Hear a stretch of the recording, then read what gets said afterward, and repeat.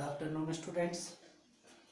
हमने इससे पहले अल्कोहल के बारे में पढ़ा था, उसका नामकरण, बनाने की विधि, समावयवता, भौतिक गुण, रासायनिक गुण और प्राइमरी, सेकेंडरी, टर्सरी अल्कोहल में अंतर भी जान चुके हैं। उसके बाद उसी चैप्टर में नया टॉपिक आ रहा था, पाठ का नाम था अल्कोहल, फिनॉल और ईथर। तो उसमें अब नया टॉपिक शुरू कर रहे हैं हम, phenol.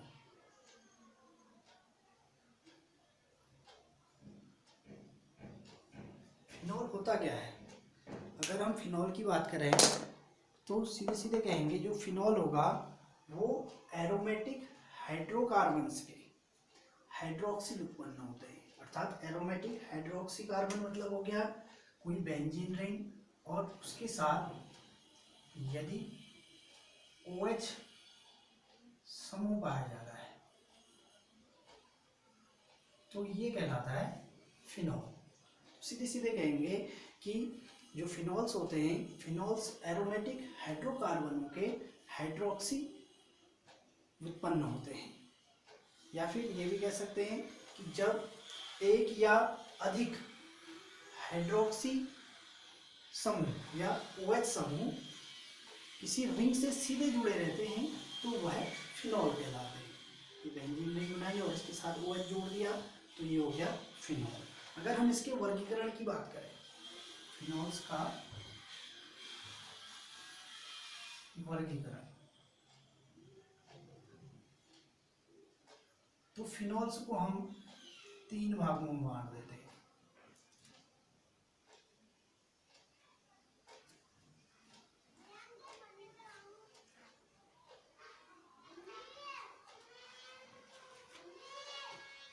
Monohydric phenol,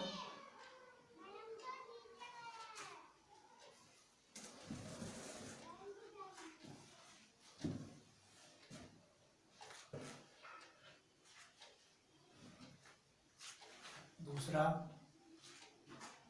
dihydric phenol,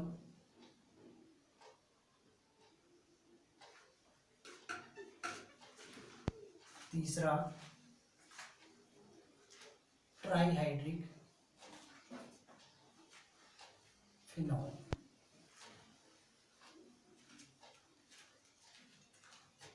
जैसे कि नाम से ही पता लग रहा है, मोनोहाइड्रिक फिनॉल, मोनो मतलब एक, हाइड्रिक मतलब OH। यदि किसी एरोमेटिक रिंग से एक हाइड्रोक्सी समूह जुड़ा रहता है तो वह हमेशा मोनोहाइड्रिक फिनॉल कहलाएगा। जैसे मैं बात करूं,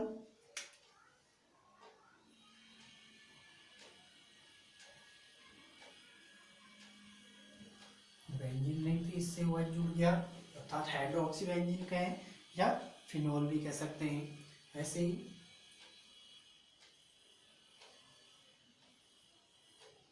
पहली पोजीशन पर हमने CH3 जोड़ दिया और यहाँ OH, तो ये हो जाएगा 2-मेथिल फिनॉल।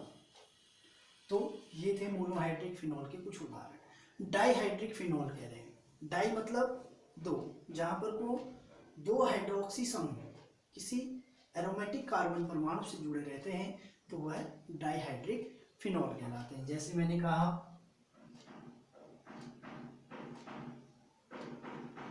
बेंजीन रिंग पहली पोजीशन पर भी OH और दूसरी पर भी OH। अगर हम इसके साधारण नाम की बात करें तो साधारण नाम जो हो जाएगा इसका वो हो जाएगा कैटिचोल। साधारण नाम जो प्रचलित नाम होगा वो होगा कैटिचोल। जबकि IUPAC में देखें तो 1,2 डाइहाइड्रोक्सी बेंजीन। ऐसे ही एक और उदाहरण लीजिए, एक और उदाहरण ले लेते हैं, बेंजीन रिंग, पहली पे OH और तीसरी पे भी OH ले लिया तो ये हो जाएगा 1,3 डाइहाइड्रोक्सी बेंजीन। अगर साधारण नाम की बात करें तो रिसोर्सिनॉल, इसका साधारण नाम हो जाएगा रिसोर्सिनॉल।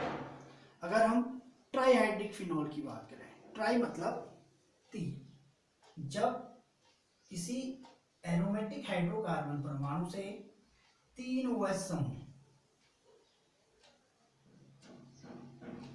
जुड़े रहते हैं तो वह हमेशा ट्राईहाइड्रिक फिनॉल कहलाएगा।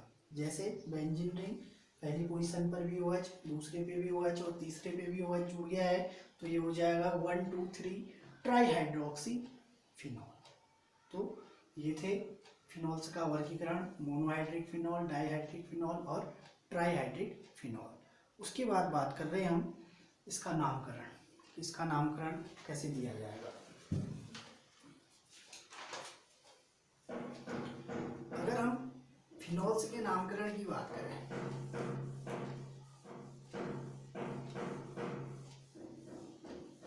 तो फिर से दो पद्धतियां आ जाएंगी फिनॉल्स के नामकरण की। एक सामान्य पद्धति और दूसरा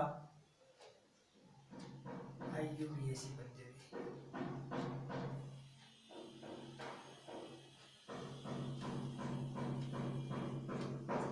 जैसे कुछ एग्जाम्पल ले रहे हैं हम। सामान्य पद्धति पहला काम है नहीं और दूसरा ले लिया हमने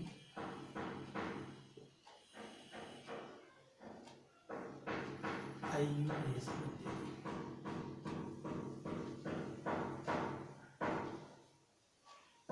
इन दो पद्धतियों के थ्रू हम फिनॉल्स का नामकरण कर सकते हैं। अगर हम कोई एक संरचना ले रहा हूं, जैसे मैंने कहा बेंजीन रिंग था, उसकी पहली पोजीशन पर OH और दूसरी पे Br जुड़ा। अगर हम इसका IUPAC नाम देखें तो इसका जो IUPAC नाम होगा वह होगा 2-ब्रोमो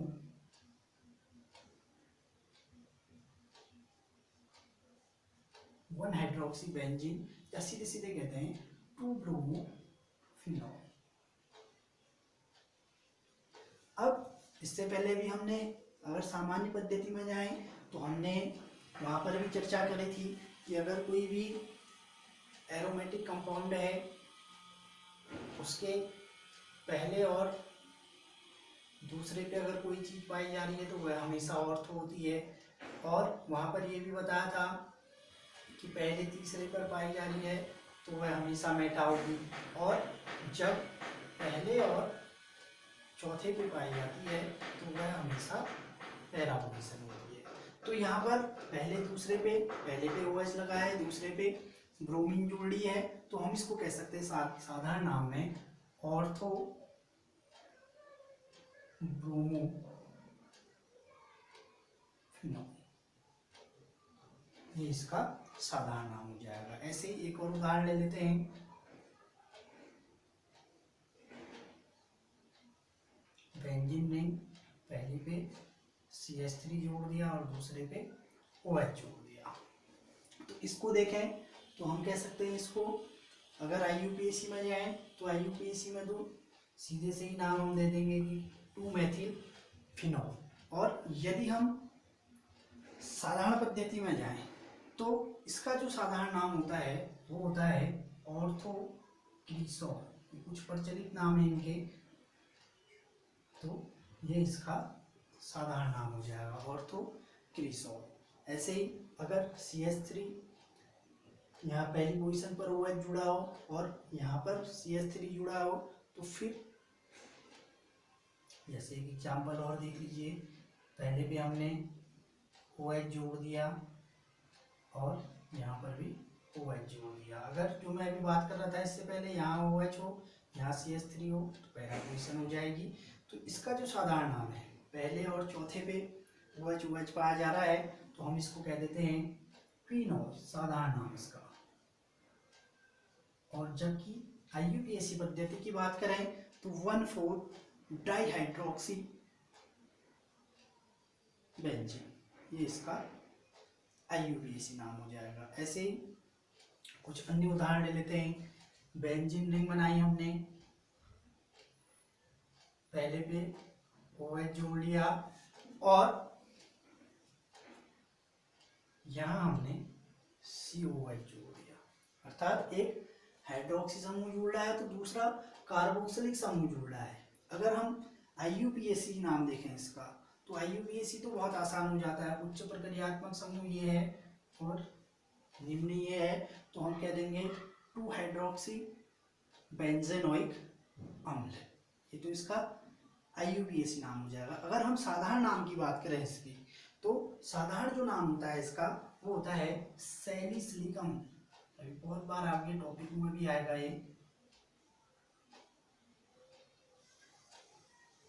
ये इसका साधारण नाम होता है। जबकि IUPAC मैंने बताया 2 हाइड्रोक्सी बेंजेनोइक अम्ल। यदि इसी से OH जुड़ा हो और यहाँ पर जुड़ गया हो CHO, अब क्या नाम होगा इसका? हाइड्रोक्सी समूह भी जुड़ रहा है और एल्डिहाइड समूह भी जुड़ रहा है। तो साधारण नाम देखें तो इसका साधारण नाम जो होगा वो होगा सैलिसिल एल्डिहाइड। साधारण नाम सैलिसिल एल्डिहाइड। जबकि जो IUPAC नाम होगा, IUPAC में बहुत आसान तरीके से हम 1 और 2 अर्थात 2 हाइड्रोक्सी बेंजल्डिहाइड, ये इसका IUPAC नाम हो जाएगा। यदि एक एग्जाम्पल और देख लीजिए, यहाँ भी OH है और इधर भी OH हो और यहाँ भी OH हो। अब क्या नाम है इसको? तो इसका जो साधारण नाम होगा वह हो जाता है फ्लोरोग्लूसिनॉल, साधारण नाम। और जबकि IUPAC देखें तो 1, 3, 5 ट्राईहाइड्रोक्सी फिनॉल। ये थे कुछ फिनॉल्स के नामकरण। तो उसके बाद बात करते हैं हम इनको बनाने की मेथड, कि हम कैसे फिनॉल्स को बनाएंगे। अगर हम फिनॉल्स को बनाने की विधि की बात करें, पहली विधि आती है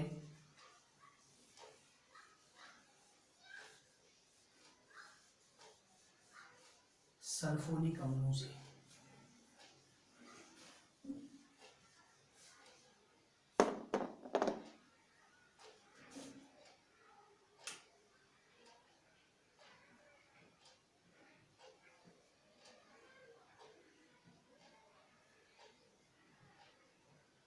इसमें 2-3 मेथड है, बहुत इम्पोर्टेंट है, जो हमसे एग्जाम में पूछी जाती है।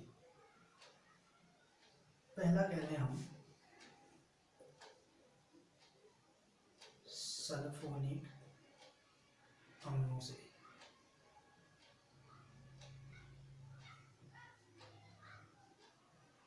सल्फोनिक अम्लों से हम फिनॉल कैसे बनाएंगे? अगर हम सल्फोनिक अम्ल की बात करें तो जो बेंजीन रिंग है इसके साथ SO3Na, अर्थात इसका जो नाम हो जाएगा वो हो जाएगा सोडियम बेंजीन सल्फोनेट, ये इसका नाम हो गया। इसकी अभिक्रिया जब हम NaOH अर्थात सोडियम हाइड्रोक्साइड के साथ करा रहे हैं 573 से 623 केल्विन ताप पर,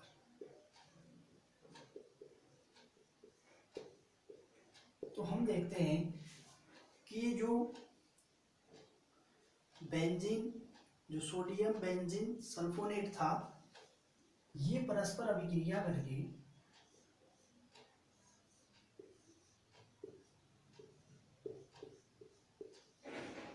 सोडियम फिनॉक्साइड का निर्माण कर रहा है। सोडियम फिनॉक्साइड का इसने निर्माण कर लिया और साथ ही साथ सोडियम सल्फेट और जल बनाता है। तब भी हमें फिनॉल नहीं मिला है। पहले कहेंगे कि जो सल्फोनिक अम्ल है अर्थात सोडियम बेंजीन सल्फोनेट था, इसकी अभिक्रिया जब हमने सोडियम हाइड्रोक्साइड के साथ कराई 573 से 623 केल्विन ताप पर, अभिक्रिया संतुलित कर लेंगे तो यह बनाता है सोडियम फिनॉक्साइड और साथ ही साथ सोडियम सल्फेट और जल के अणुओं का निर्माण कर रहा है। जो प्राप्त सोडियम फिनॉक्साइड था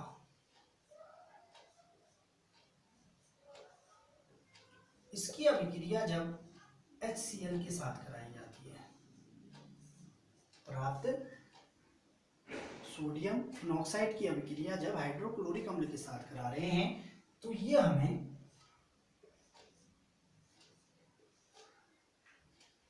वो अपनी जगह बना रहेगा, यहाँ से H इसके साथ जुड़ जाएगा अर्थात हमें फिनॉल मिल जाएगा और साथ ही साथ सोडियम क्लोराइड बाहर हो जाएगा।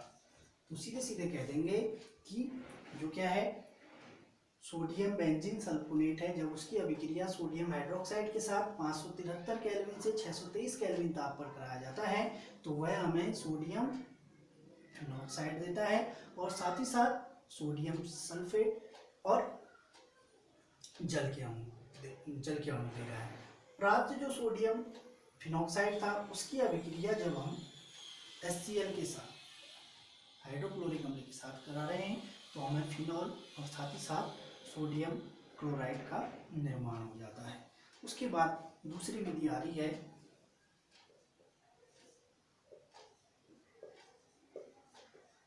डाईएजोनियम लवणों से।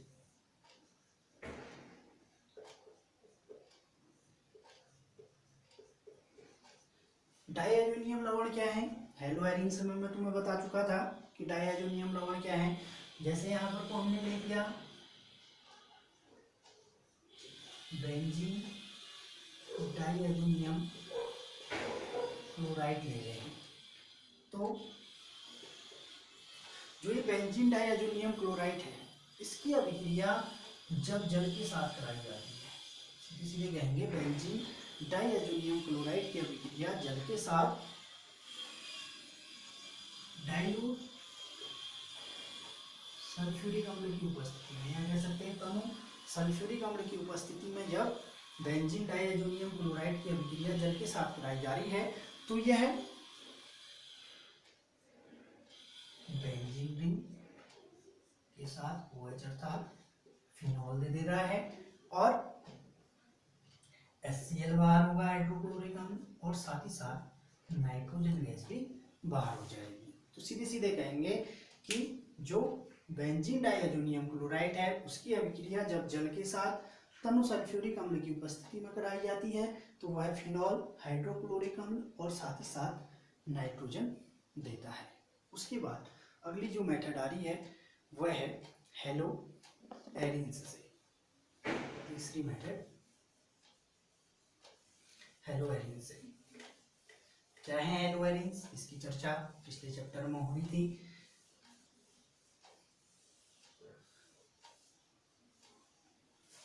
जब हेलोएरिन्स को सोडियम हाइड्रोक्साइड के साथ अभिक्रिया कराई जाती है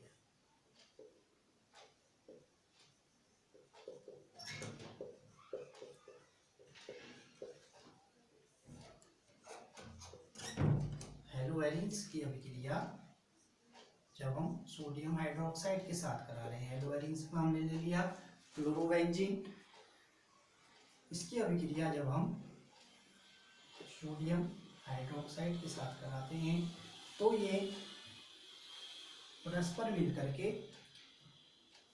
इसमें भी टेम्परेचर हो जाएगा 573 से 623 केल्विन ताप पर और 200 एटीएम अर्थात 200 वायुमंडलीय दाब पर जब अभिक्रिया कराई जाती है तो ये सोडियम फिनॉक्साइड और साथ ही साथ हाइड्रोक्लोरिक अम्ल बाहर निकालते हैं। तो पहले स्टेप में हम कहेंगे कि जो हेलोएरिन्स अर्थात क्लोरोबेंजीन है उसकी अभिक्रिया जब सोडियम हाइड्रोक्साइड के साथ 573 से 623 केल्विन ताप पर और 200 वायुमंडलीय दाब पर कराई जाती है तो वह सोडियम फिनॉक्साइड और साथ ही साथ हाइड्रोक्लोरिक अम्ल देता है। अब इस अभिक्रिया पुनः ये स्टेप आगे बढ़ा रहे हैं।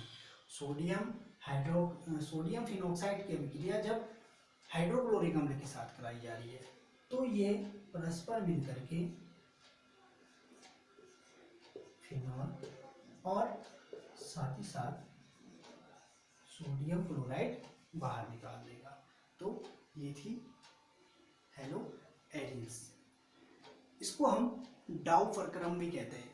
ये जो मेथड था ये मेथड डाउफरक्रम कहलाता है। तो बहुत बार एग्जाम में पूछ सकता है कि डाउफरक्रम के थ्रू फिनॉल कैसे बनाई जाती है। तो सीधे सीधे कहेंगे कि जो हेलो एरिन्स है अर्थात यहाँ पर हमने क्लोरोबेंजीन लिया है, उसकी अभिक्रिया जब हम सोडियम हाइड्रोक्साइड के साथ 573 से 623 केल्विन ताप पर और साथ ही साथ 200 वायुमंडलीय ताप पर कराते हैं तो वह सोडियम फिनॉक्साइड और हाइड्रोक्लोरिक अम्ल देता है।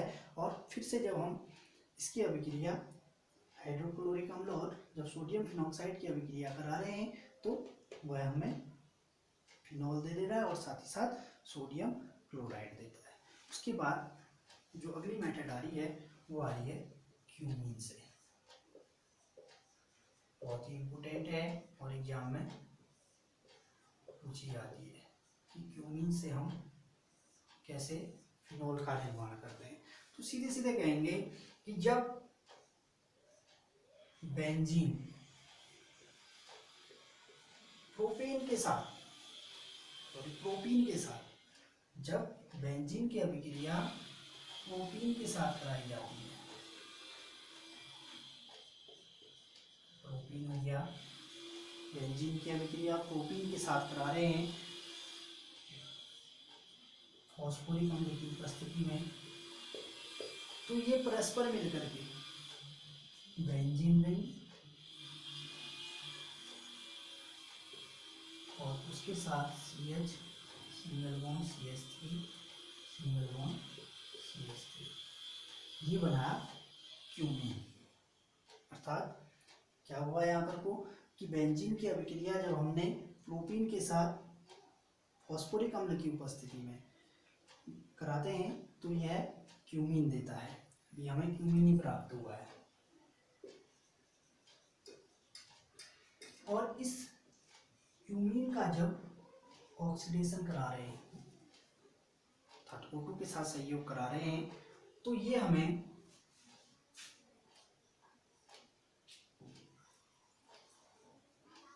बेंजीन रिंग CH की जगह बना रहेगा, यहाँ CH3 और इसके साथ साथ COOH और हाइड्रोजन और ऑक्सीजन परस्पर मिल जाएंगे तो वे जल के अणु बाहर निकाल देंगे। सीधे सीधे कह देंगे कि ये बना देता है क्यूमीन हाइड्रोपरऑक्साइड। क्यूमीन हाइड्रोपरऑक्साइड बना रहा है। और जो प्राप्त क्यूमीन हाइड्रोपरऑक्साइड है इसकी अभिक्रिया जब HCl के साथ कराई जाती है, कहोगे कि क्यूमीन हाइड्रोपरऑक्साइड की अभिक्रिया जब HCl की उपस्थिति में करा रहे हैं तो यह हमें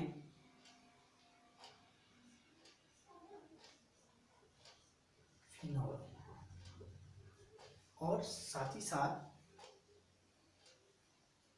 ये OH इसके साथ जुड़ गया है, बचा हमारे पास CH3 single bond C double bond O single bond CO4 CH3 single bond C के साथ डबल बॉन्ड O जुड़ गया और साथ ही साथ इसके साथ H जुड़ जाएंगे अर्थात CH3 अर्थात सीधे कहें तो कीटोन बना रहा है अर्थात प्रोपेनॉन 2 का निर्माण होता है।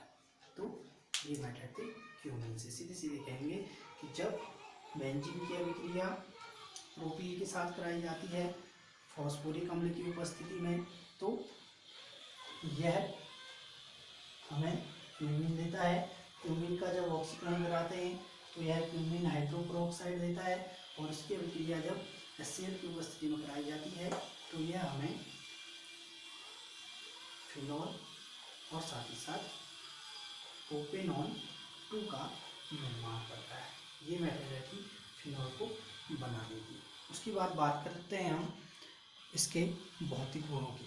अगर भौतिक गुणों की बात करें, जो फिनॉल्स होते हैं, वो फिनॉल पहला तो कह दोगे कि जो फिनॉल्स होता है यह रंगहीन द्रव और साथ ही साथ रंगहीन क्रिस्टलीय ठोस के रूप में पाया जाता है। अर्थात जो फिनॉल होंगे या तो रंगहीन द्रव के रूप में पाया जाएगा या फिर रंगहीन क्रिस्टलीय ठोस के रूप में पाया जाता है। दूसरा गुण कह देते हैं कि जो फिनॉल्स होते हैं जल में अल्प विलेय होते हैं, और जबकि जो अन्य सीधे सीधे कह देंगे कि फिनॉल्स जल में अल्प विलेय होते हैं। तीसरा कह दोगे कि इनका जो क्वथनांक होता है वो अन्य एरोमेटिक जो भी हाइड्रोकार्बन्स होते हैं उनकी तुलना में इनका जो क्वथनांक होता है वह काफ़ी उच्च होता है।